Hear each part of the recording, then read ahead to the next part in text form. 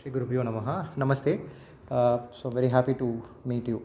Okay, so it's a pleasure knowing you. இவ்வளோ சந்தோஷம் இப்போ குருகுலமில் இவ்வளோ இன்ட்ரெஸ்ட் இருக்குது and you're doing a thesis in the subject அப்படிங்கிறது is very heartening and happy to meet you both today.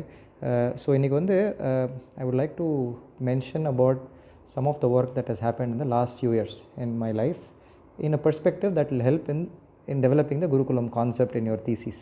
So உங்கள் thesis வந்து is going to enlighten people and give a perspective of past and bringing the best of past into the future is what it is planning to, it is what it is helping you.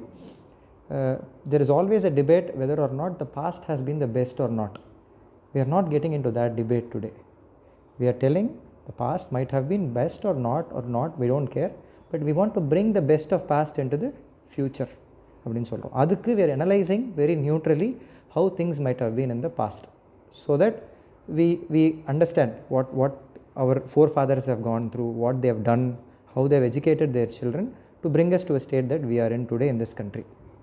So this country is India or Bharat, right? Bharat is a much deeper name than India. We all know it because India is given by visitors who couldn't cross the Indus River or who tried crossing it and who knew a huge civilization was behind it called Indus Valley civilization, and therefore Indus, Porus, Purushothaman was called Porus. A lot of history about why India got its name from the river only.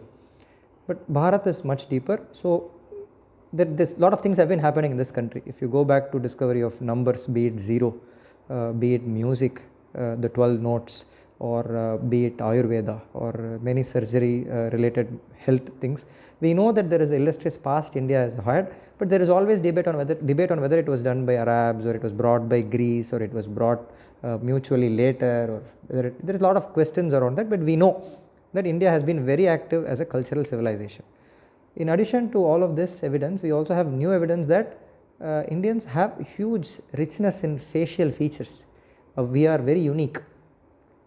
Each of us have zillion features in faces, but we all know that we are Indians. Everybody else outside also knows Indians, but does that variety exist in other civilizations, other countries today? We don't know. So this is also giving us a hint that there might have been a deeper civilization here which is safe from calamities because of the sheer number of rivers in this place, the tallest mountains, the safety that this Bharat Mata has provided to humans, not just humans but to all the species. That is very special about this country that all of us have to be proud about, right? So now coming specially into the education system of India, I would start from the year 1811 because that is when we have documented evidence from British. British documented in 1811 when the first school was brought to India, we had 1,72,000 functioning Gurukulams. I will specifically correct this number if there is any change. It's written from the book by Dharampal called A Beautiful Tree. It says exactly how Britishers documented this 1,72,000 Gurukulams all over India which were functional when the first school was established. And what was a Gurukulam then? Gurukulam is just not Vedapada Sala, because modern perspective is that anything to do with Guru or Kulam or everything is only Sanskrit slokas and pujas and all the yajnas and only that. No, Gurukulam was existed for building ships, for building bullock carts, for agriculture, for sculptures, for dance, for singing, everything Gurukulams existed. There is Kala Gurukulam and every dimension that you can think of, Gurukulams existed. So what is a Guru? Who is a Guru? Guru means father. The name, the sheer translation of the word Guru is, it is a father, right? When the father and the mother have a child who crosses the age of 8, they take care of 7 or 8 more children in their living space. It is just not caring like a hostel, but it is transforming their own life into learning for them. So that is called Gurukulam. What about the parents of other children then? They are allowed to come serve the Gurukulam like they would serve all the children equally, not their own special children. So they are allowed to serve the Gurukulam, but they cannot take the children back to their houses. When does it happen? Roughly around the age of 7 or 8 it happens. And then at 14 or 15 they are eligible to go back to their houses or do advanced education. For advanced education of Shastra, and everything, genders can be co-educated. But between the ages of 7 and 8 to 14, it is always gender separated in indigenous education system. We do separate Gurukulams for Kanya Gurukulams. If you go to kanyagurukulam.com, which is the website that you happen to see and you're here, I'm very happy to have posted that and spoken to you about it. So Kanya Gurukulams were existing throughout India. So now, how is teaching in a Gurukulam different from a modern school?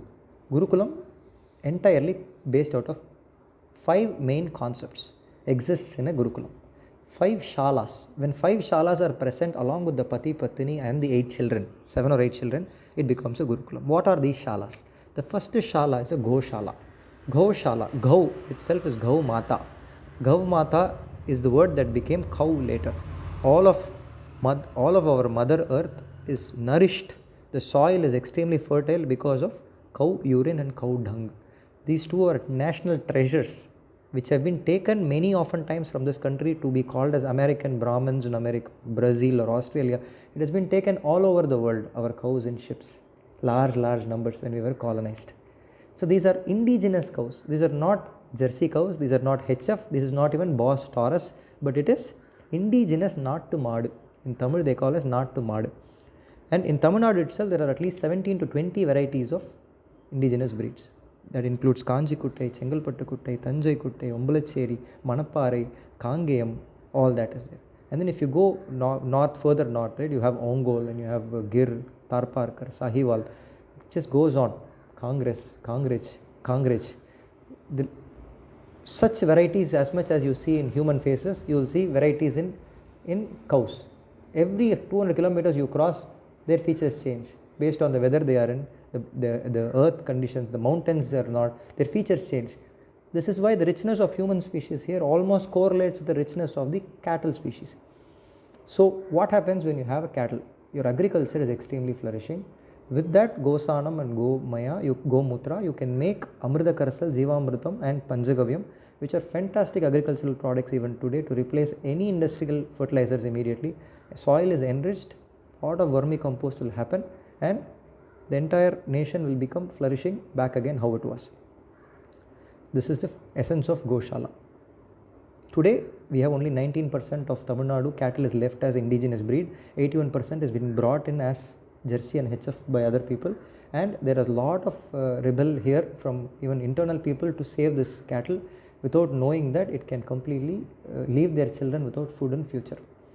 So the whole revolution around Jallikattu to protect the Indian bulls, Tamil Nadu bull especially, if you protect the Tamil Nadu bull, if you have a lot of contest with the bull and you select the best one, that becomes a Kovil Madu. The Kovil Madu is often used to go and spread the progeny. They are used as sources of these extremely fertility, so that the entire breed of cattle in that zone used to be too good. This was the purpose of how humans coexisted with temples. So Nandi, you go to any Nandi is an Ongol breed cow. So Nandi itself is a sign of fertility. So the Shiva Rupam, the whole, the Brahmacharyam, everything is connected deeply to protecting species. So there's a lot of thought process which you can dive deep in a later thesis. The point now is, if you think about Goshala, is the first Shala inside a Gurukulam. It is very important to understand that cows can bring self-sustainability to you. Just to 10 Kanchi Kuttai, if you tie it in 1 acre of land and you put Kudra Masal, Veli Masal, Moyal Masal, Agatti, Karanai, it's very simple super napier in that place. Its own cow dung and urine become fertilizer for it, it will graze it, it will completely make its own Bharata Mata, Bharat there in that 1 acre of land. So people can do amazing gardening, terrace gardening, and green organic farmers who used all the technologies have completely come back to cow dung, because Kuwait from India imported 27,000 crores worth of cow dung 6 months ago, 192 tons. Like that, 13 other countries are importing cow dung from us.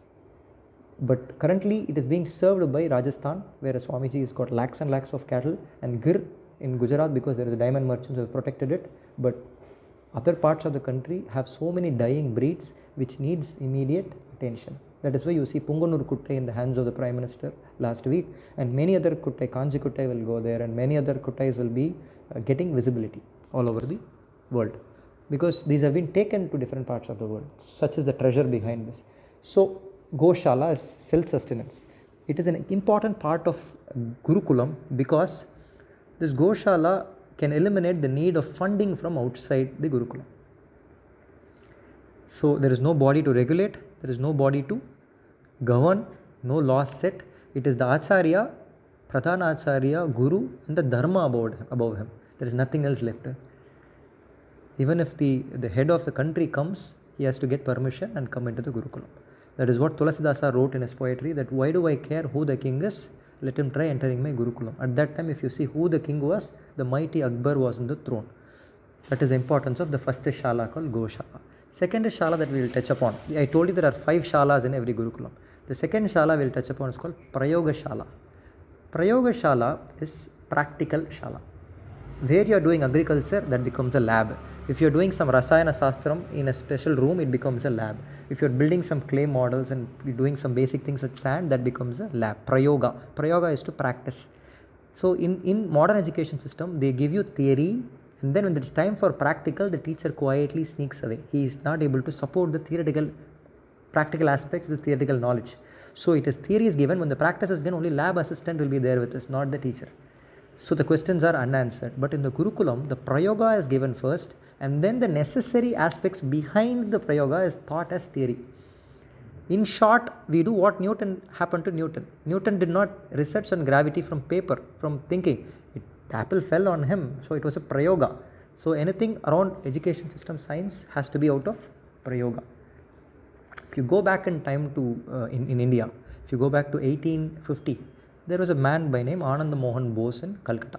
He was actually so good in mathematics and also natural language, Bengali. We had individual languages here which were very good at before English Education Act came to us.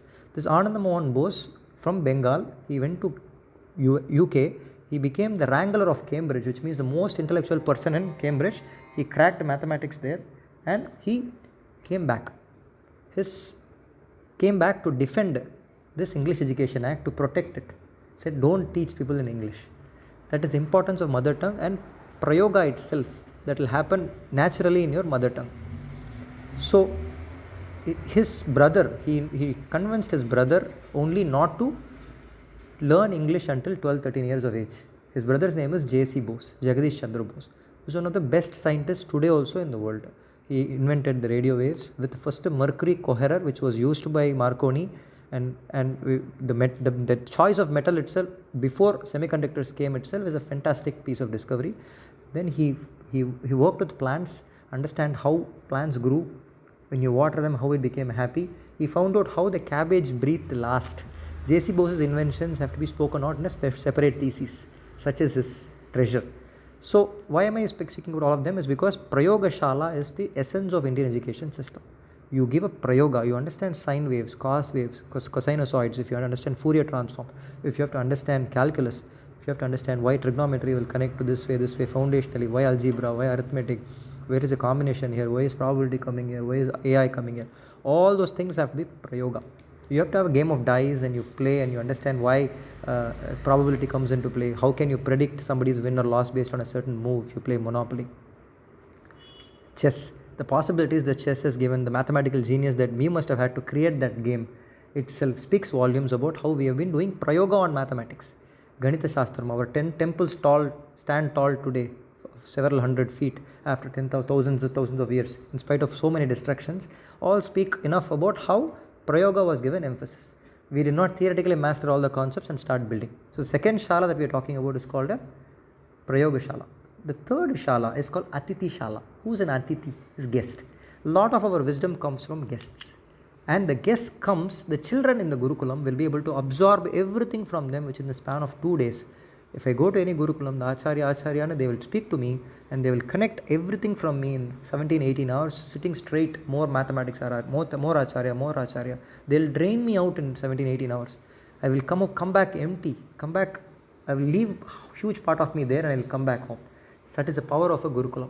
So Atiti Shala, a guest house, is very essential inside a Gurukulam. How we take care of our Atiti. Titi means you come with a date.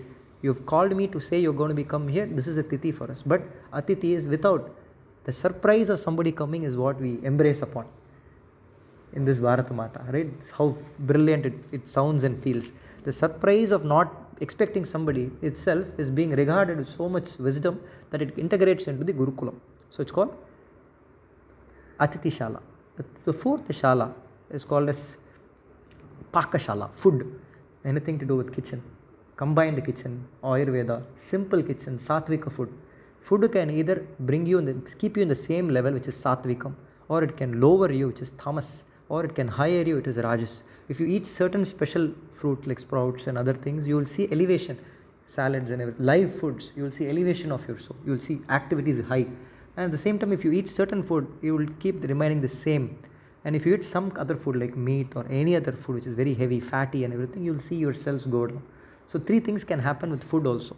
So Pakashala has to be Ayurveda aware, it has to be locally grown agriculture done out of children and other people in the society. So they serve in the society, and agricultural land is a must inside every Gurukulam. Just like how Goshala, grazing land, is a must, this is also a must. And then this is called Pakashala. Pakashala will be administered by people living in the Gurukulam. I will speak specially at the end about who lives in a Gurukulam typically and how can it be enriched further. But we have completed so far these 4 shalas. Only the 5th shala is remaining, which is Patashala. Education can happen anywhere, under a tree or whenever there is prayoga, whenever the Guru will say, and then he'll choose the student also, he'll just give a signal. Whenever he knows the moment has arrived, the Guru knows when the moment has arrived to enlighten the child, so he can give at any point of time. That is what his intellect is, the Guru's intellect is, and the child will be ready at any point of time to quickly learn. So they will be serving, and when they know that opportunity, they'll quickly sit and they'll quickly learn it. So it is called Patashala. It can be dedicated spaces or any space within the community. So there is nothing specific to say about Patashala. It can happen anywhere, right? Now coming to who is living in a Gurukulam, right? So we said Pati Patni. Pati is Guru, Pati Patni is Guru. Patni can also be the Guru Mata. So now this is a couple, very, very important. If you go to a matam sometimes, or if you go to Madhvachari Matam or Shankara Matam, or if you go to any other religious places, you might not see this Pati Patni environment there, because the pursuit is based out of certain stages that humans cross. In Sanatana Dharmam, we have Brahmacharyam as a first phase, second is Grahastham, where marriage comes, then you have Vanaprastham, where you take yourselves away from the house a little bit, and then finally you go to Sannyasam. These are the 4 stages, right? 4 ashrams they call it. So the first stage is Brahmacharya. Balaparvam, you are under the energy of your mother and father, 7 years of age. But after 7, you have a choice to become a Brahmacharya until certain points of time. That is when we put Upanayanam, or we induct Kanyas into the Gurukulam. 7 to 14, they spend their time there. Almost 6-7 years, they spend their time as Brahmacharinis in that place, wherever they are. And then, once they finish the stage, they are ready for Vivaha. So at that time, they will be so emotionally adaptable when they finish the Gurukulam stage, roughly around 18, 19, when they finish their Sastra, is what we think is the most ideal time for Vivaha, by 19, 20 years of age. Because the beauty of how the Gomata itself, every cow has 20 long years of life, and in its lifespan, it can put 16 calves. And the more India gets better, even the world gets better. Like that, the more children from India, world gets better. That is how important a breed has to be protected. So we Indians are a certain breed itself, if you understand this, in that dimension. So it has to be protected by explaining the importance of marriages at this points of time. So Vivaham comes into play. The reason I mention is Pati Patni is the heart of a Gurukulam. And it is not just one Pati Patni, but various Pati Patnis will live. There may be 12 houses inside 6 acres of land, which houses about 30 Kanya Gurukulams. The site that you saw has about 7.5 acres of land, 2 acres of completely wet land, and then grazing land, and behind there is a huge water body for cattle to graze. Right now, as we speak, there are about 15 cattle there for which the food has been arranged. We are taking more indigenous cattle there. It might have about 50 cattle, 50 indigenous cows. In addition to that, there might be 12 houses which we are building right now, 12 Acharya houses. The Acharya houses itself will have about 8 to 10 children in each of them. So they will live, learn, clean. They will be part of that house. It is their house entirely. The Gomata will go inside their houses. The cow will go inside the houses, and they will get up and they will be very aligned to the nature. So their vitamin D will be intact, and they will have Atma Raksha Kala is very important. Atma Raksha Kala is crudely translated as martial arts. It is not martial arts. What is martial arts is not to defend yourselves from other people, it is to defend yourselves from your own mind. It gets so sharp and you have to defend yourselves that your body needs defense against your own mind sometimes.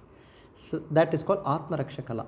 That Atma Raksha Kala, you might be practicing Silambam, Kalari. Kalari Payat is one of the most ancient forms. From Parashurama, it goes back, dates back. In 1800 also there is a history of how Britishers came and the Parsi Raja destroyed their 3000 army. 3000 army with Kalari Payat. He destroyed it with Kalari Payat. So that is why Britishers banned in 1820 that nobody should teach Kalari in India. And they went unto the Kuri Kalari. They went into the basement to save themselves and they protected it. Today there are some acharyas here, who very few of them who are spreading it like big time because of the support they are getting from the world. Kalari Payat itself is a certain form of martial arts which is unbelievable capabilities you can have. Beyond this, Silambam and this Bharatanatyam is an important form of Atma Raksha Kala. If you do Aramandi, if you dance, Yoga Sastra. So all these things are all integrated into the Gurukulam. So depending on the Acharya's strength, knowledge, they will be taught in those 12 houses. So there is a Pradhana Acharya usually. So a structure is always established in a Gurukulam. How to create the structure is there will be an elderly Pradhana Acharya who crossed the age of, let's say, 70, 65 to 70 in this modern age. Back then it could have even been 90 plus, we don't know. Right? Today we are thinking it is probably 70. So, and my grandmother lived for 100 years, 99, 100. And 100 is very common in many of my parental families, right? So they used to say, vegetarianism is not so good for the body. If you go to a doctor, he'll say, you vegetarian aren't, they'll take extra paper to write about so much medicines, right? Without understanding that whole of our family has been vegetarians and living until 100 years of age. It is so silly to think that, so it's all colonized mindset. So the reason I'm mentioning is the Pradhana Acharya's age is very important. So that they become the first couple who might have had their 70 years completed or 80 years completed. And then comes hierarchy of other Pati Patni Acharyas, including the youngest which comes from the Gurukulam, just married, from Prabodhini Gurukulam, Maitreyi Gurukulam, a lot of Gurukulams in India where they would have done Vivaham. Vivahams are also of 8 to 10 kinds in India. Bharata Mata has different kinds of Vivaham. Brahmana Vivaham, Gandharva Vivaham, Asura Vivaham, many other Vivahams are there. So marriages had classifications, and when a marriage has happened, always what happens is the whole of the Gurukulam or the village will build a house for the couple. They will build a new house for the couple, and the actual so-called gifts that they are getting today is not gifts. The entire village will ensure that the whole family is functional for the next few years to eternity, so that the husband and the wife who are just married can entirely focus on their grahastha ashrama dharma and not towards finding wealth by going in different places and destroying the house. So that amazing atmosphere is created for them by the village. This is how India was. Rather than finding a job, now they say, I want to settle, therefore I'll get married later. So that concept of getting settled is taking them too late in their lives to be able to mold back into their family structure and understand the hierarchies. When that daughter in that age, she enters the Gurukulam or enters the parental house, then the bonding happens.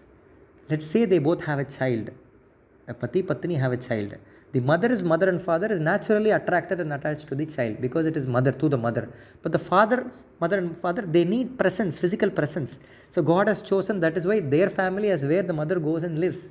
Therefore the bonding from both sides happen there. And the hierarchy gets preserved. It's a big institution.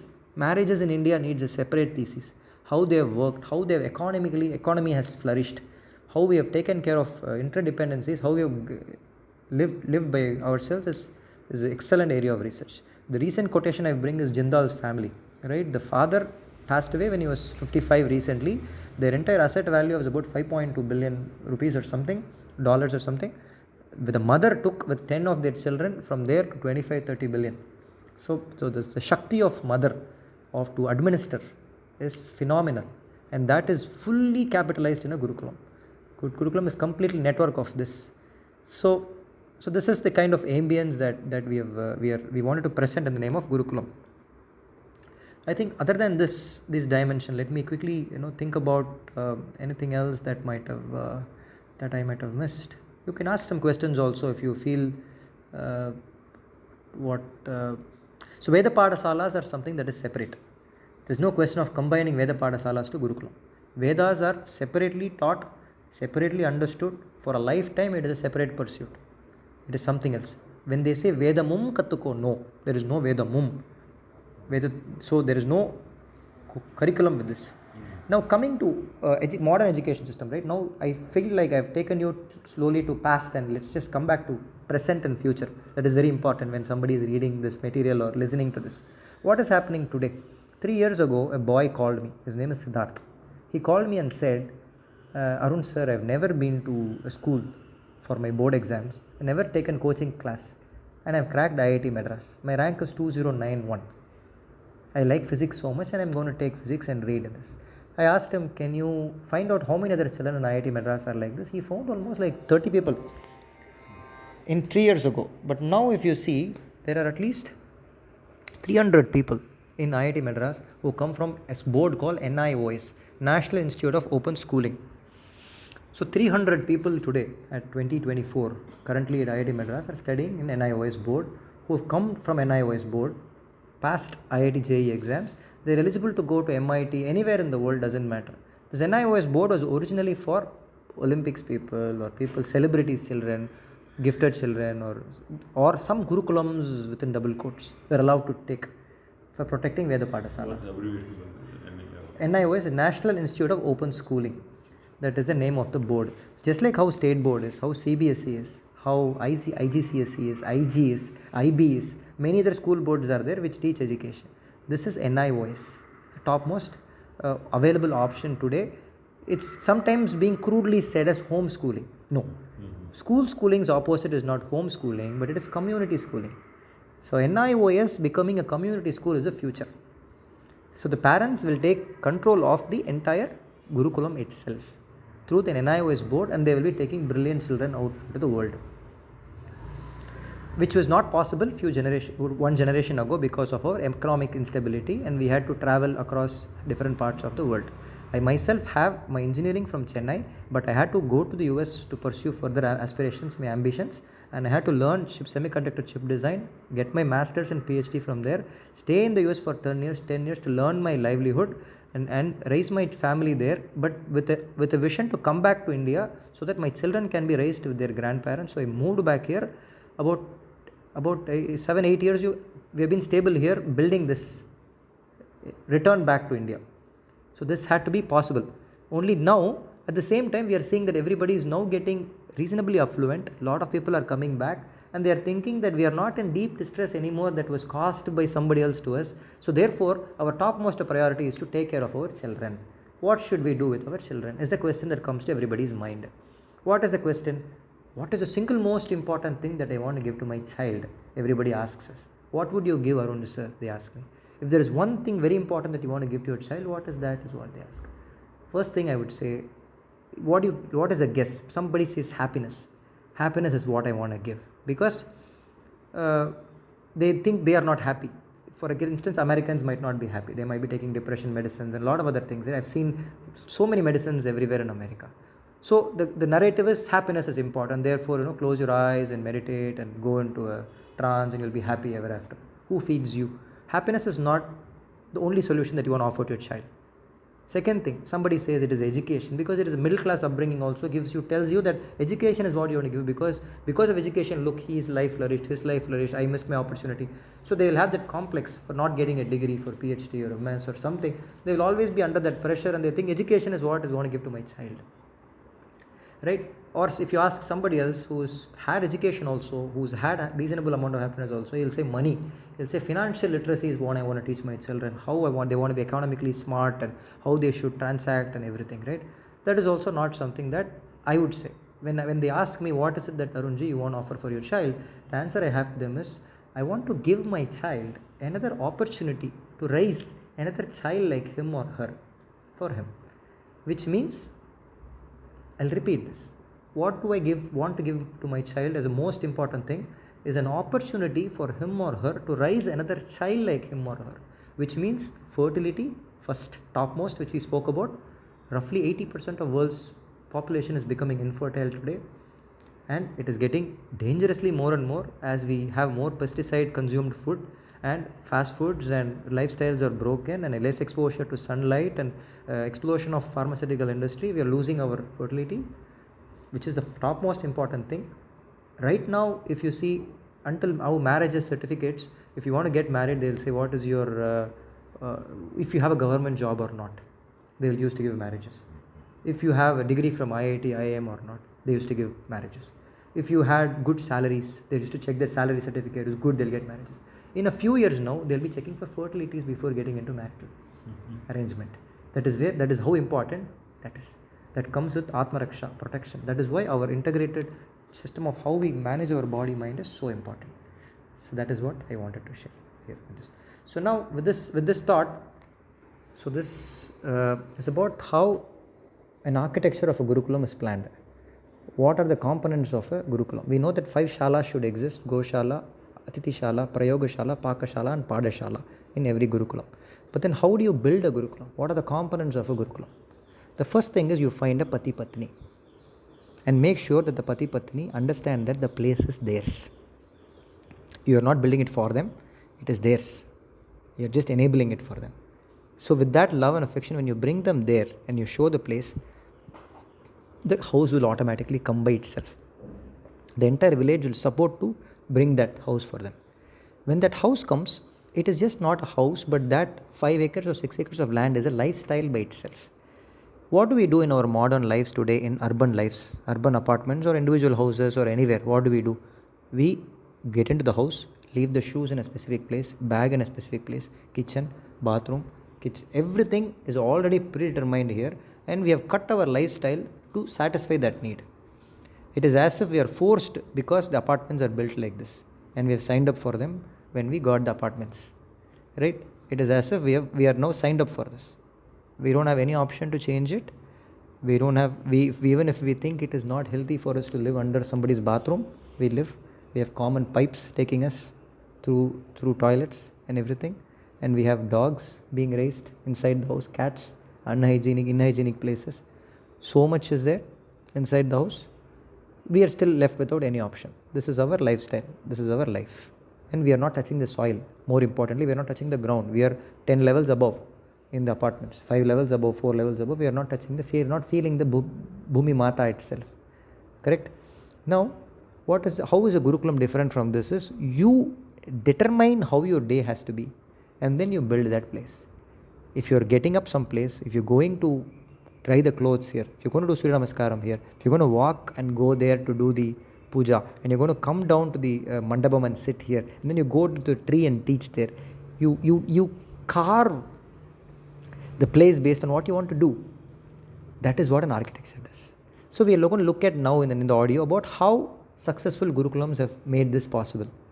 As I said, our Sanatana Dharma is about spirituality. We will have a temple at the heart of every Gurukulam. It could be a Saraswati temple, a Ganesha temple, it could be any temple. And around that temple there will be a Sudharma or a complex of Agraharams facing each other. That is like a facing each other, Agraharams facing each other. The Pradhana Acharya will be behind the house. He will have a view of the entire Gurukulam. That is how the architecture is. The architecture must be designed so that there is a viewpoint for the 2-story, more than 2-story not needed. Gurukulam need not be more than 2-story. Roofing can be natural. We will connect you to the natural experts who can build all this Gurukulam. And then, though the viewing point is very essential, so he will have complete perspective of what is happening. And in addition to that, in this facing each other, facing the temple building that happens, right? You can be multiple houses and multiple auditoriums, gathering places, kitchens, common kitchens, everything. This is more a multi-purpose building, complex, which has a lot of activities. 2 levels can be there, auditorium can be there and everything, right? But this is not where the children will sleep and live. This is for activities only and for interfacing with the society, Atiti. Other things can happen here, but not the actual children's lives and learning. That will be happening deeper inside the Gurukulam, where it is more isolated from this place, where the entire house will be a 2-story house for every Acharya, 12 such houses. And there will be access to a river, there will be access to Goshala, there will be access to Yagashala, there will be access to Kalaripayat stadium, there will be access to where they will gather and they will do procedures, Bharat Mata, shipping the country, assembly spots, agricultural fields, where they will collect it and bring it. Everything will get designed beautiful inside the Gurukulam. That is how the architecture of a Gurukulam is. Entirely it has to be natural construction, no cement. Why? Because natural mud, limestone and jaggery and everything, if you build it with that, with stones, it will absorb a lot of heat during the day and keep the environment and your internal of the house very warm at night. And it will absorb all the coldness at night and it will keep the day chill. It will keep the day chill. If you walk in the temple at night, you will realize how nice and warm it is. Correct? Similarly, if you inside a natural building, in peak of summer also, I will show you many houses here that we have built. Cold, chill, super chill. It is important. What else is important in architecture for Gurukulam? It has to stand the test of time. I will show you many Gurukulams around India which are functional for 600 years, 800 years. The building doesn't change. 600 years. There are many places. It's like how this country Mad is protected, those Gurukulams are also protected. I will share videos of all that, photos of all of that, which you had been very lucky to tour and see. So that is the important dimension, architectural dimension, right? Because you come. Other than this, you have to make a choice on whether it is a rainy season, how do you put the roof. You will get those roof temples with wood, நாட்டு ஓடு போட்டுருவாங்க. அது போட்டு அப்போ தான் மழை இருந்ததுன்னா கீழே இறங்கிறோங்கிறதுனால அதுக்கு ஃப்ளோரிங் எப்படி போடணும், எப்படி பண்ணணும், என்னென்ன விவசாயம் பண்ணணும் அங்கே. Those things are also part of the design, right. School, right? School is our education centers. People want to know what options do they have for their children. When they raise a child, which school should they admit them to? Because people are slowly getting some resources nowadays to make some decisions on which schools their child must go to. It is not that only school that is near which is cheapest one that is available back in time. Now there is various gradients of schools. If you go outside this country, there are various schools based on the communities that you live in America. Your community will determine how expensive the school is there. So they will not put the school price on the school itself as fees. They will put that fees on your house as a residential expense that you will make and the mortgage that you will give for them. Quietly they prep up the residential market based on the schools. That is how powerful school system is.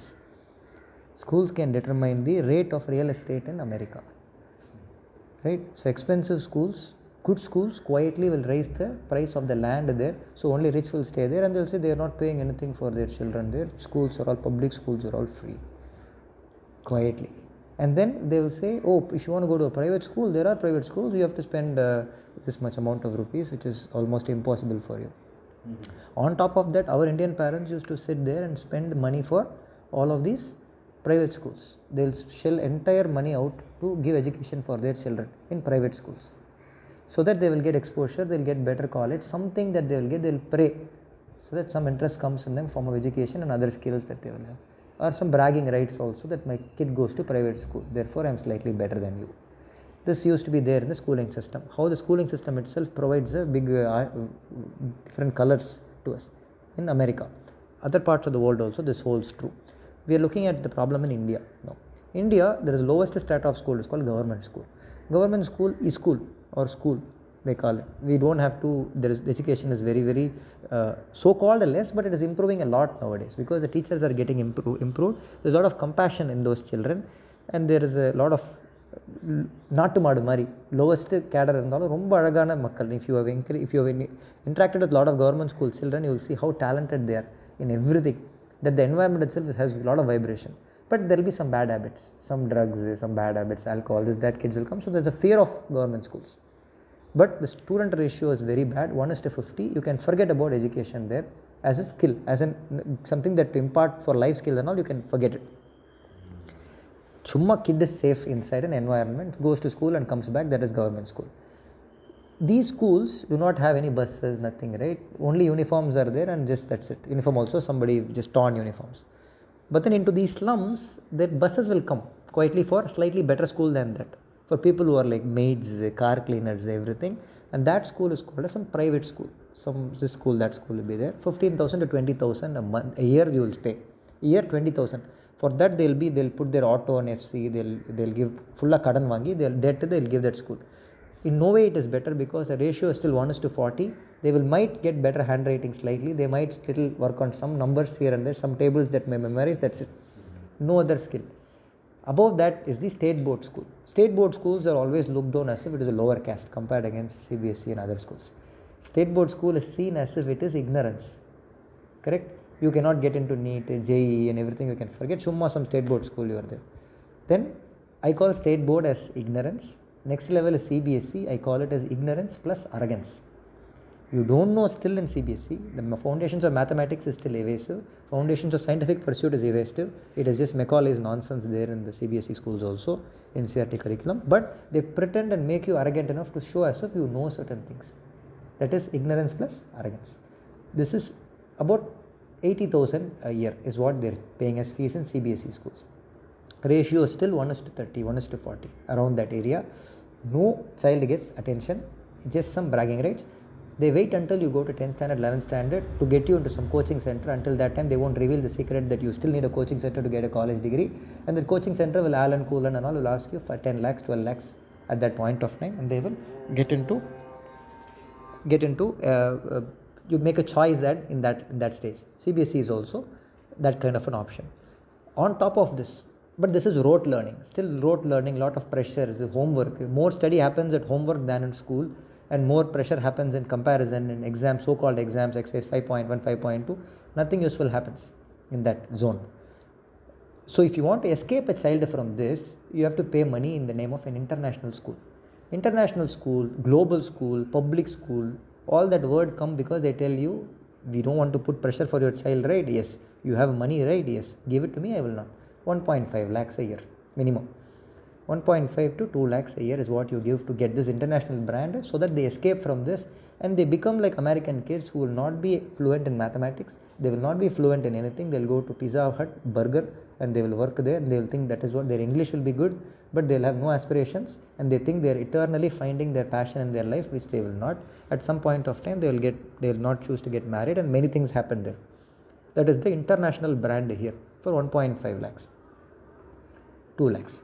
On top of that, if they have a special word like Cambridge, Waldorf, some special system, Montessori, this sorry, that sorry system, 3 lakhs a year. Right? Again, same story, but they will say them conceptually teaching something. Some cult will be also followed. Some close your eyes and do this, do that, it will work. Some kind of cult, some potential is increasing. Somebody they'll be able to catch, some good musician, somebody here, some sports person, and they'll say our institute is focused towards some social work here, social work there, some cult driven work will be there. On top of that, even better schools, so-called better schools will catch NRI people. If you even have an NRI student and a white guy there inside the campus, he could be a beggar also from UK, beggar's kid also from UK, he will increase the fees of all the children to 5 lakhs, 6 lakhs. 6 lakhs, 7 lakhs. Many schools today, which are in that range, still the ratio is 1:20. Nothing less than 1:20. 1:15, 1:20. Why there is nothing less than 1:15, 20 is possible is because nobody is fearless today to handle the questions of children. 8 children is what you have to have. More than 8 you cannot teach. The institution has been so weakened today that you cannot handle 8 kids at a time. They want to have 20 kids and quieten them all and be monologuish, lecturerish, open the book like a Bible in front and then teach, or the board like a gospel and teach. They cannot interact. That is what Gurukulam does. Gurukulam, the ratio is always 1:8, never more than 8. This can be possible in NIOS boards also now when they are community schooling the children, so that 1:8 is possible. So you don't need big infrastructure, just under the tree, some Gurukulam desks like this, and you just teach them. So this will be the way in which kids will be coming in future. Lot of money for this particular thing, and the teachers themselves who are able to teach these, they will learn more, they will evolve more, and therefore this is the future of education. That is where Gurukulam meets modern education. So none of the other people have solved this. Ivy Leagues, best schools, Harvard, MIT, this IT, this IT, Challenger School in Stanford and Cambridge, nothing. Nobody has cracked what is the right way to teach a child except a Gurukulam or NIOS. So essentially, we moved into DLF Garden City, an apartment around near Tarambur, about 5 years ago. When we came here 5 years ago, I was very sure that mainstream education will not take children towards their excellence in scientific mathematical journey. Why? Because mathematics was taught in 1890s in India with a square piece of paper by Thandalam Sundara Rao in Kumbakonam. He is an Acharya who took a square piece of paper and taught all of mathematics in Kumbakonam for kindergarten children. Such is the young age in which children have to master mathematical concepts. Today at 11th standard, 12th standard, they are teaching calculus. It is not right at all. They have to be taught by 5th standard minimum for people who want to pursue deeper interests in science and maths, engineering stuff. And they are teaching everything to everybody in a template style form, and they are not actually bringing the mastery out of them, instead just jumping from exercise 5.1 to 5.2 to 5.3, which is very rare to stitch it in their mind. So I was very clear that my children should not go that route 5 years ago. So I was looking for alternate forms of education. At that time they said don't homeschool, but community school to the children, which means you create an environment for them inside the apartment. So we moved into DLF at that point of time. So I went with a notebook and pen to note down the names of all the children here, about 300 of them. We got them onto yoga, Carnatic music, Bharatanatyam, embedded system circuits, origami, Rangoli, and planning all the events, functions, food, combined cooking, potlucks, everything. So last few years we've had several thousand events inside DLF Garden City, clusters 1, 2 and 3, involving all the families here. And we also built an NIOS school here, which is from basic daycare of a toddler to any highest grade. We were able to give them readiness for their grade level requirement to pass. 102 children have graduated in the very young age itself, primary age itself, from this very campuses. So we have 10 apartments here doing combined activities for children. Right? These combined activities for children, where 8 children will cluster around themselves, like how you saw my daughter there with about 8 children, how the son will be there with 8 children. So they will always be with them together, and they will go to various Pati Patni's houses to learn, husbands and wives to learn. So they are all talented mathematics teachers, music teachers, dance teachers. They'll go up and learn Bharatanatyam in one place, music in one, mathematics in one, and everything. So therefore, we did not know that we are going towards a Gurukulam, and this is an urban Gurukulam, an Agraharam, an apartment, however we'll call it. The idea is learn where you live where you learn, and experience the magic of integrated holistic learning with nature, garden, and you prepare for your functions. You understand the Panchangam or the calendar. That is why it is put specific importance, because every day that comes, new day, is just not another day. It is an opportunity for the entire Gurukulam to learn. If it is Holi, you will see the Gurukulam kids making holy colors from indigenous flowers. They have process for it. If it is Janmashtami, we have Rama's preparation now going on for tomorrow's temple opening in the cluster. So one day will be one opportunity to learn. So if you want to learn language, we'll have drama for that language. If you want to make craft, if you want to learn craft, we'll have props where the craft is made. So if you want to understand soil, you'll start with the trash at home. We will have a common compost collection bins, and also individual houses where cow dung will be given, vermicompost will be made. Therefore gardens will be given, saplings will be given. So it is holistic. It is just not learning in bits and pieces. So that is what I wanted to mention about where it is heading today, how the children will be learning from today onwards. How do you form a team and all? The formation of the team is everybody wants to do it. Everybody who has a child wants to do it. First is to look passionately into the eyes of a father and a mother, and to tell them that this is the genuine message you are carrying for them, for their child, true welfare of their child. Understand and make sure that the environment is completely safe first. It is initially the fundamental problem that we have is we call ourselves a very secular country, but we are very open to minorities understanding. We are very empathetic to minorities understanding, and we are very eager to split ourselves to satisfy the needs of who we don't know exists around us. We don't even know who we are satisfying, but we will quickly split ourselves and go in very, very small disintegrated pieces. It is very easy to split ourselves than to unify. To conduct an event, to unify everybody is very, very hard. So you have to understand that there is a dharma behind your positioning in this country as a Hindu country. There is a reason why whole world has changed into other religions and tried and lost their civilizations and got battered and everything, but this country is safe. This protection has in some form or the other come from Vedas, or some form or the other come from Hindu Sanatana Dharma or any other dimension. So this is very, very essential if you want to unify people. If you want to tell them that you're doing natural activities, you're trying to build clay doll, everything is connected to spirituality. You sit and do Carnatic music, it is all based out of God, Bharatanatyam, physical Atmaraksha Kala, Guru Sishya Parampara for Silari, Kalam, all the Kalari, Silambam, everything is based out of our Dharma. So first is to understand and talk to such people who will ideate with you. And then start with the soil first. Put one camp for just gardening. Manage your waste, compost waste. Start with soil, clay doll making. You will see children coming in large numbers. You identify those parents and you make sure that the mothers network among themselves. You tell the mothers that if they network among themselves, it is the best protection that they can give for their child. Because the more independent they are all, the kids are likely to get inside their rooms and get exposed to gadgets and get trapped by other people, online or offline, and they are getting to lose their lives. But when the mothers network among themselves, the children long for physical connect among their own group of people, and therefore their activities are well tracked among them, and the mothers can also know anybody who comes inside. We will get quickly an information that somebody is here and there could be some threat or some ideology has come in, somebody has been acting strange, this, that, everything comes into picture. That is why we always have closed knit living spaces around us. இந்த ஊர் பாக்கம் பேட்டை எல்லாமே வந்து நகரங்கள், சின்ன சின்ன நகரங்களாக தான் நம்ம வாழ்ந்திருக்கோம். We lived like that. Mahanagaram is not India's policy. Mahayantram is also not Bharat's policy. Mahayantram is mass manufacturing. Mahanagaram is beyond your Gramam's life. So these two things are not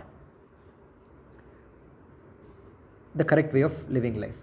So we have to tell them that, we have not just tell, but show some events.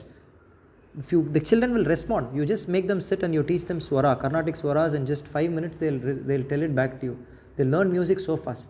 You put little bit of dance steps, they'll completely learn the Bharatanatyam. Shloka they'll get, bhajan they'll get, sports they will get, Surya Namaskar. You just have to do Surya Namaskar 10 with them, they'll do 10. If you do 20 tomorrow, they'll do 20 with you. If you do 108, they'll do 108. All the Gurukulam children do 108 Surya Namaskar in just a jiffy of time, and they quickly enjoy and go. So that is our treasure. Now some of the people will have reservations on this Sanatana Dharma way of living life inside an apartment or a Gurukulam, right? So people will always think that why is it just a Hindu thing? Why can't I Christians have it? Why can't I Muslims have it? Of course they are welcome, 100% welcome. There is absolutely no caste deviation here. We will never ask them to close their eyes and hallucinate on one particular God and prove that he exists, or debate and decide about it, or will not create any conflicts within him. There are so many children here who belong to all the faiths, and many of them belongs to no faith also. That is not the problem. So it is not at all a mandatory requirement at all, right? Now the point is, in spite of this freedom, there is a choice that when we speak about Gurukulam, right, there is a question on whether Sanatana Dharmam's entrusted way of education is Gurukulam or not. People want to question that, discuss that, debate that. Is Sanatana Dharmam, Hinduism, only allowed to have Gurukulams? Are madrasas not allowed? Madrasas are also there today. Christian hostels are there, rector is there, everything is there. What is Gurukulam compared to that? And what is this inherently being, why is this being worried, looked at with a worry? Right? Why is our Hinduism looked at with a worry by other people? Correct? As if somebody is indoctrinated by something. Why is it with a worry? They say common fault they find is with Manusmriti, for example. They say that there is different hierarchies exists as an education. People, capability. So these hierarchies are not acceptable. Everybody should be able to learn anything. You are not teaching Vedas to, let's say, women. You are not doing that. You are not doing this. You are not taking care of dogs enough. You are only taking care of cow. You are not taking care of cats enough. These are all the different complaints that we have, right, in against Sanatana Dharma. But let me tackle the most fundamental hierarchy problem, right? So this also begins with Gurukulam. Let's start with mathematics. If you want to learn mathematics, you will first learn about arithmetic, about geometry. Once you learn about arithmetic and geometry, you will learn about some relationships between them in the form of relationships of triangles, let's say, which is Bahudanya Sutra. It's a sutra called Pythagoras theorem. Bahudanya Sutra. It is some formula, trick, essence, which is to be remembered so you can build further concepts around that. Today, cell phone works on Pythagoras theorem. But Do we need to know? We don't have to. You can just take it for granted that how Pythagorean theorem works. But the piece of paper and pen, piece of paper by cutting it, you can prove Pythagoras theorem. But the point is, it has been distilled and given to you in the form of a sutra. Baudhanya Sutra, Abhastambha Sutra, and then they'll have Shulbha Sutra, and then they'll have so many sutras are there. These are all tricks. These sutras are being learnt by a person, reinforced, and the sutras elevate himself into elevated guna of a high guna of a Shudra. High guna of a Shudra. Contrary to what people think, the Shudra is a lower guy. No, it is a high guy. It is somebody who is able to make something with his hand. He is able to learn certain tricks and make a pen, make a paper, make a clay doll, make a painting, make a wood carpentry, make a something. He is able to make it. It involves sutra, holding it. Patram tekar, even washing a vessel is a sutra. If you don't hold it right and grip at the right points of time and rotate correctly in a parabolic form, you will get tired in two vessels only. How do people do 100? It's a sutra. Transfer of energy. Everything is a sutra. Taking care of cattle, cows, there is a sound that you have to give for cows. They quickly come and line up and they will understand. You have to understand where the cows can be placed, how much noise is dangerous. They don't like certain noise of trees around them or some generators around them. So protecting Gomata itself is a sutra. All this is sutra, right? Even Kama has a sutra. That is our heritage, our culture. With this sutra, guna gets reinforced, generation, or even one generation, some elevation happens and it becomes a kula. Kula is then something that you classify by birth because you have an opportunity of learned when you are a child. You are born in that place. Obviously, you will have clay materials available, you will have molds available, you will have everything available in the soil. There is pottery might be your natural choice to become excellent in that area in that lifetime. Why do you take him and do some other random job? Fishing. Fisherman naturally. Boating naturally. Boat making naturally. Engineering naturally. Everything naturally. Semiconductor design naturally. So that is when Shudra Kula emerges. When the Shudra Kula emerges and then it is going stable, there will be some people who will show elevation of their capabilities and say, hey, I know where this is needed. Let me go trade it for you. Trade system. I will give you the resources that you need to make something. So they will transact. Transaction will happen among the Shudras. This transaction can bring more prosperity. But these transacting people can also make it at any point of time. They are called Vaishyas. So contrary to what people think, Vaishyas are only sitting behind the desk and counting currencies. No. They can actually make anything rolling their sleeves up and become a Shudra. But they are more suitable for trading and transacting with a bigger vision. It is like first level managers in an IT company who claim themselves to be hands-on also if necessary, and they manage. They cannot be without being hands-on. That is the Vaishya Guna. When the Vaishya Guna gets reinforced over a period of time, it becomes a Vaishya Kula. And the Vaishya Kula and Sudra Guna, where they are both strong in any society, when they are functioning very, very well, that will be very prosperous place. And that prosperity will be so eye-catching for everybody that the next immediate need is to protect it. So the Kshatriya Guna emerges. Kshatriya Guna is now strategy, transaction, trade. He might have to become a Shudra and make things also, weapons also. So he's built to do all the three. It is like much higher level, vice presidents and whatnot. Correct? But they are hands-on also. This is a natural evolution of any child, any society, depending on the conditions, but they will say Prakriti, Prarambha, many other Sanskrit words are there which says that you've been destined to do all these things and it will happen, right? There's a lot of abstraction around it because we don't know why we are born in certain places. We don't know. Correct? Nobody knows it. But everybody should be given equal everything right the moment they are born is actually a very simplification of this nonsense. Correct? We are not forbidding anybody, we are allowing them to evolve so that the dharma gets protected. I will touch upon what is dharma also, but let me finish what happens to the Vaishya Guna, Vaishya Kula. Vaishya Kula, after that Kshatriya Guna comes, Kshatriya Kula also gets strong. Kshatriya Kula, if you take for example Rajaraja Choran. Rajaraja Choran's lead commander is Krishna and Raman. It is known well that he actually does Sandhya Vandanam, which is a Brahmana procedure, ritual with water. After that only entire army waits to take his command, which means he was elevated or in the process of elevation from a Kshatriya to a Brahmana. How could his commander army wait for a Brahmin to finish? Contrary to what people think, Brahmin has just a kudumi and puts some patta and strategizes and cunningly devises plans and goes to his own benefit. No. The procedure itself, the ritual itself has, Sandhya Vandanam has a 108 Surya Namaskars embedded inside them. So if I do that 108 in the morning, I will see a Kshatriya shoulder in myself in the mirror. So ability to be a Kshatriya, ability to be a trade and transactional Vaishya, ability to be hands-on and make embedded products or VLSI products or touch and feel mechanical products, the Shudra, everything must be embedded to be qualified. Who determines this qualification? Is there a certification body anywhere? Who can certify this? Is the king has the authority to certify, because king takes the topmost position in the country. However, the Raja is, that much the Praja will be. Whatever quality Raja has, the Praja will be. If today we are benefiting some benefits of Hinduism, it is because of Sri Narendra Modi there as the Prime Minister. Right? Because he is able to devise certain policies and many other things to the understanding of larger humanity. So therefore we have some gunas coming upon us, Gurukulams are flourishing, many good things are happening also. At the same time, some conflicts are happening and fights are happening, some mistakes are happening among many people. We are not going there. But whoever the quality of Raja, Praja will be there. So king had the authority even back then to understand these people will be Chettiars, these people will be Kanakku Pillais, Saiva Pillais. So they had them around the kingdom for a specific reason. That looks like a caste today.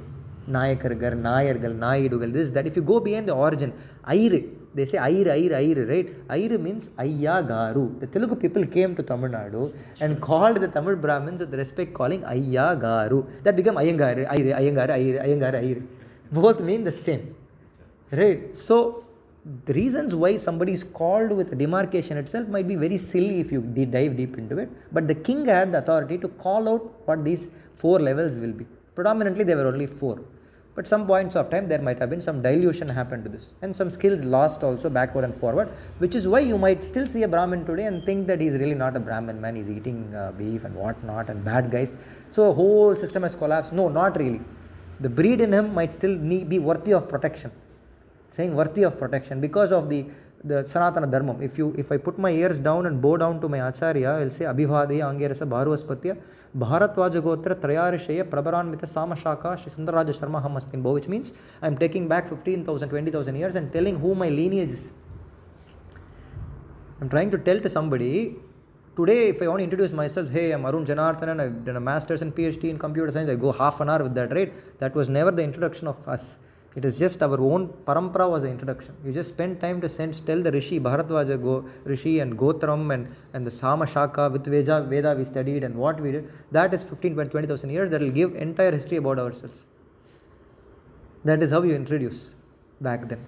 So these things need a little bit of modernization today because today, if you ask me, are all the Vedas protected? Is anybody going to teach us about all of this? We don't know. Are all the Shastras protected? No. There are a lot of extremely great individuals who are doing sadhana to revive these Shastras, to make sure Vedas are taught even today. Many Maha Purushas are there today as we speak, who have abilities that are unbelievable.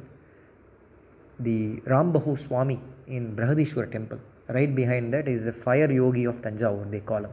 For the last 15 years, he makes a Ganapati Yagna, a big homa, and he sleeps on the fire for 2 hours on the fire.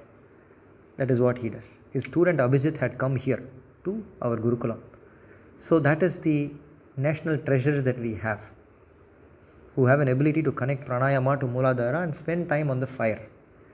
So such supernatural powers exist, such Mahapurushas are there, and they do some bija mantrangal, tantrangal, yantrangal. So these 3 are very important aspects. How much mantra is for us Keralites, you see tantra, a lot of tantram they'll understand. That's why Varmam is also special there and many other Marma Kalegal. Ayurveda is special there. They used to cause injuries that will cause in the war there. And they had elephants. They were able to control and manage the elephants incubation center there, which is why the Kerala Nadu was untouched for a long time. Even today they went and opened up so much wealth there because of the treasure. But right now conversions have big time happened. We've lost Kerala. 6% of it is only natural cattle is left there. And we are trying to revive that back. Right? All of us. These things are to be considered as important for anybody who's in Bharat land, irrespective of their caste. They should spend time and deeply understand what this message is about.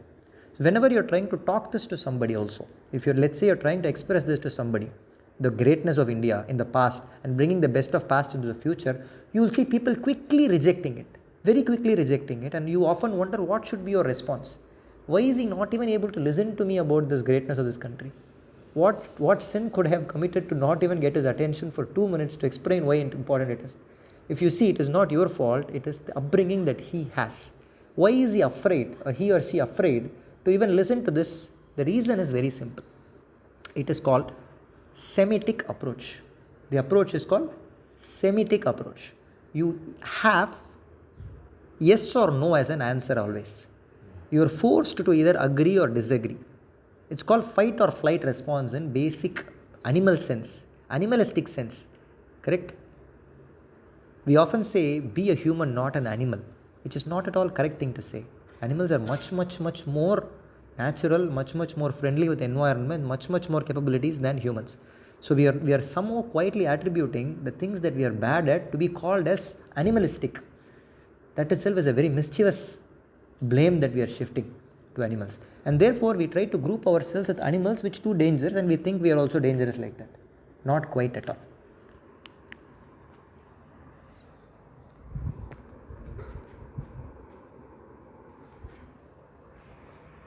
So back to what is a Semitic approach.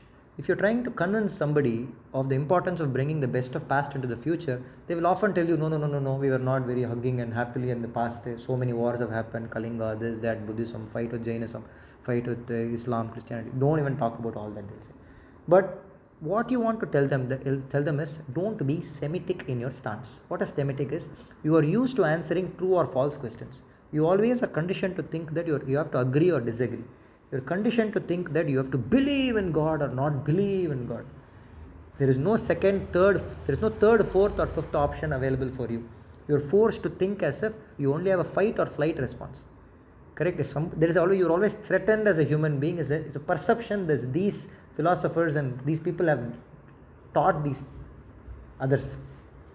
This agonizes many people, including the friend who I spoke to just about 15 minutes ago, when I told him that how quickly da Kanna, you are being forced to disagree with me or agree with me every sentence I say.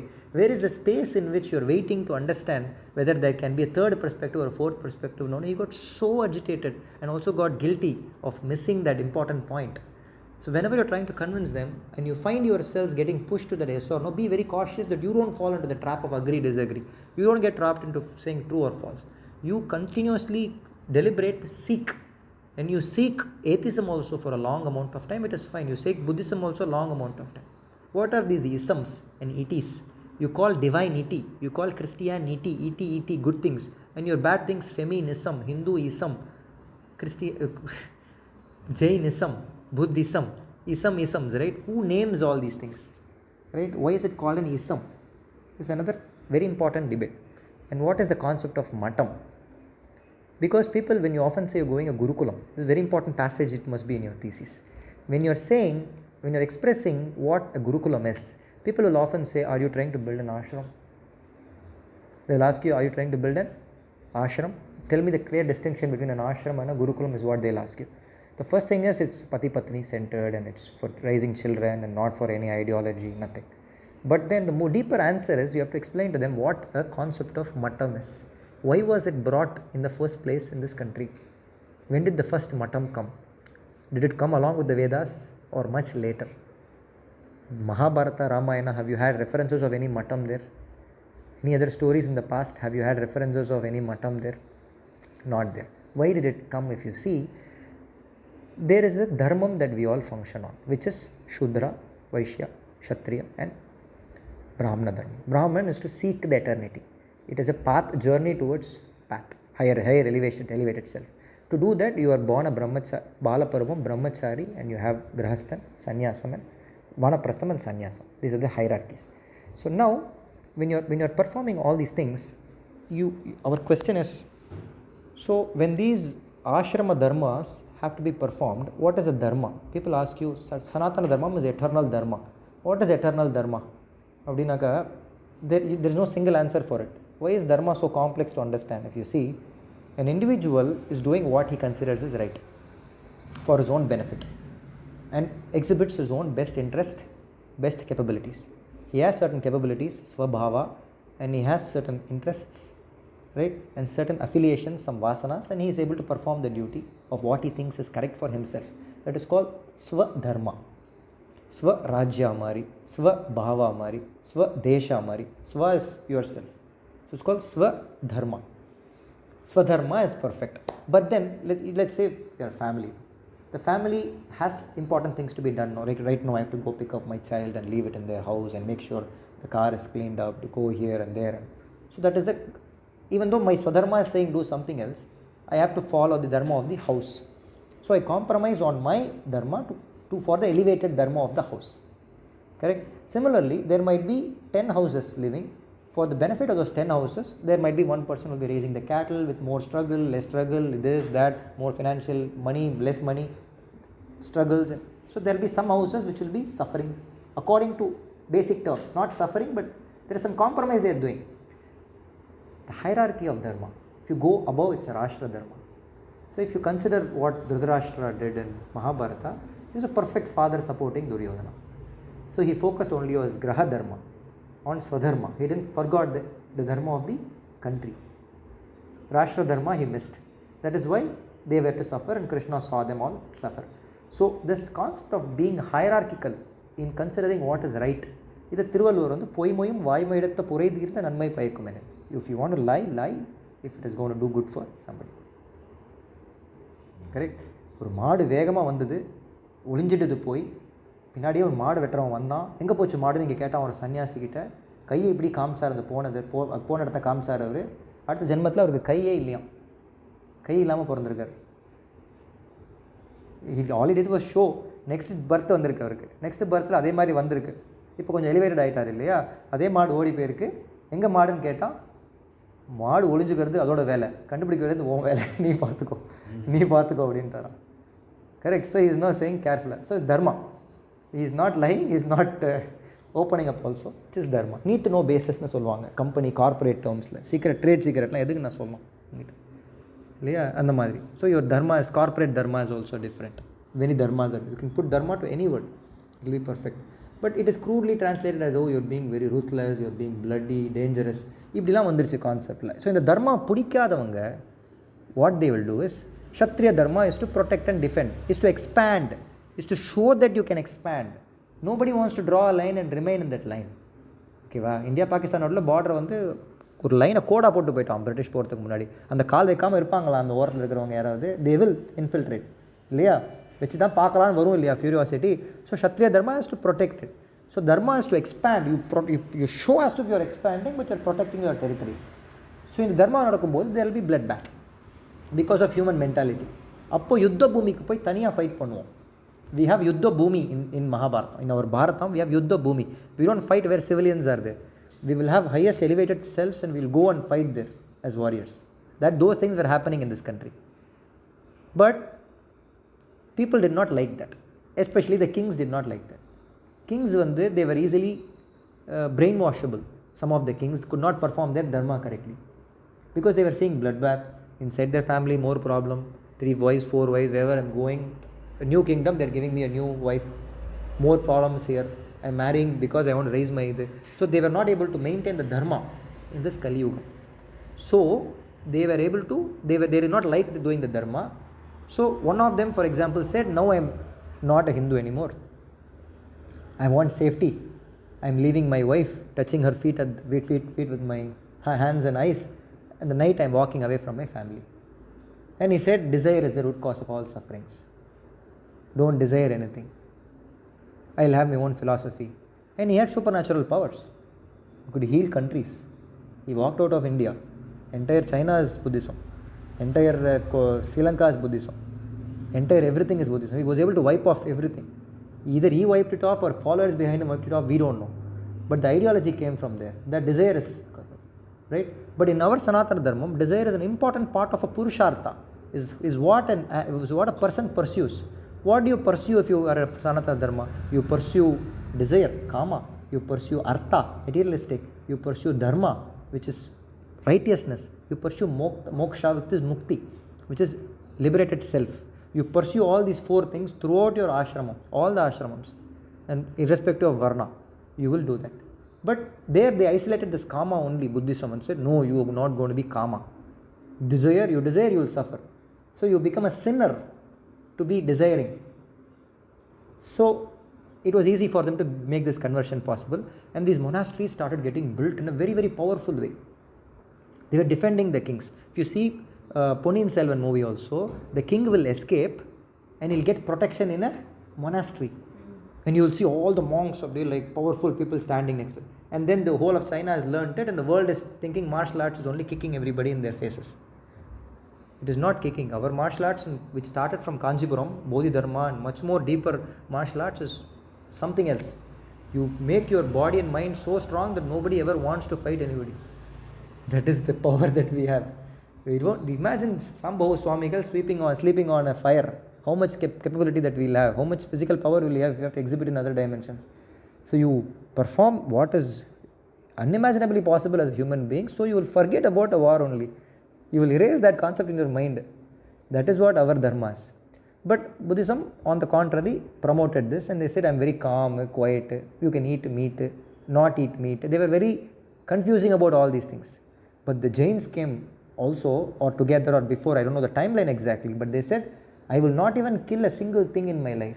I am very empathetic, very calm, very quiet, which is not true. Correct?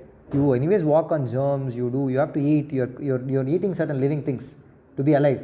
So you have to be only conscious of it, so you give more than what you take. Right? That is our Sanatana Dharma. You always give more than what you take. If you raise a cow, you're giving more than what you can take. If you're taking care of 10 cows, you're giving more to society than what you can take. So that, and you're planting more trees, arasamaram, all those things, you're living with the ecosystem, giving more than what you can take. That is what we were promoting. On the contrary, here they say in some dharma, Sanatana Dharma also, they were okay to cut meat and consume. Certain meat and consume in certain way, like prasadam. There is always a debate about it, but then in this yuga, clearly it is not necessary. Is what Mahabharata says, and many others says that it is not necessary in this yugam to eat meat at all. But they were shamed. Hindus were shamed for eating meat, and Jains therefore took over control of the situation, and the whole conversion was happening all over India. The reason I am coming to this point is, where did the matas come? Why should you not mistake a Gurukulam to be a matam? Matams were established back by Adi Shankara and many other Swamijis to bring back all these converted people into Sanatana Dharma. So they tied them all back to the matam. They said, you belong to this matam, you belong to this matam. 92 varieties of Brahmins are there all over India. They said, you belong to this matam, this matam. Now the matams are fighting over which mata will approve Ayodhya and which will not approve Ayodhya. One Shankaracharya is saying, I will not even approve Ayodhya because we are doing some procedures in some date. The very purpose of creating mata was to take care of Hinduism together. Now they are actually, there is a question on the question on whether they are actually even funded by elsewhere to make a decision, to make a claim, tall accusation that the decision that the country is making for the benefit of this is not right or not. So that is where the situation that we are, to connect with what is modernly happening, right? So Jainism, Buddhism, you should not allow individuals to go shopping for religion. You can't allow them to go shopping. You can't allow them to be first 5 years be a Buddhist, next 10 years become a Jain, next 5 years become a Hindu, next you try Christian, I'm Muslim. Religious identities are not necessary. That is why Sanatana Dharma is not a religion, it is a way of life. It is not a religion, it is just a way of life. It is just accepting anything and everything as God. You yourself could be the God, the cell phone that you have, the water, the everything, the way you sit, the yoga sastram that you do, how much you consider your own heaven and hell in your spinal cord is yoga shastram. It is not heaven and hell in some place where you will rot and die. You don't have to be worried too much about after death at all in yoga shastram if you pursue. The mukti that you get, the samadhi, many other aspects are here, right?